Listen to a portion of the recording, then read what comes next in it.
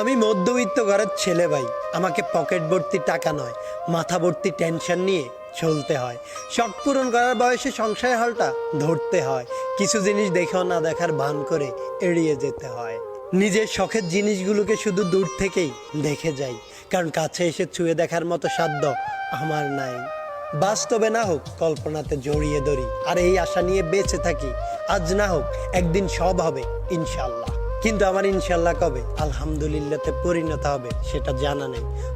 আমি মধ্যবিত্ত ভাই, আমাকে অনেক স্বপ্নই কাফন ছাড়া দাফন দিতে হয়। আমি মধ্যবিত্ত ভাই, আমাকে কখনোই দায়িত্ব শেখাতে হয় না। বাবার বয়স যত বাড়তেছে, দায়িত্ব নামক শব্দটা ততই মাথার ভেতর ঘুরপাক খাচ্ছে, কারণ বাবার পায়ে সংসার হালটা আমাকেই ধরতে হবে। আর এই দায়িত্বের চক্করে আমার শখার ইচ্ছেগুলো হয়তো অপূর্ণই থেকে যাবে। আমার স্বাদ আছে, সাধ্য নেই। আমার শখ আছে, কিন্তু সেটা পূরণ করার ক্ষমতা নেই, কারণ আমি মধ্যবিত্ত তাই।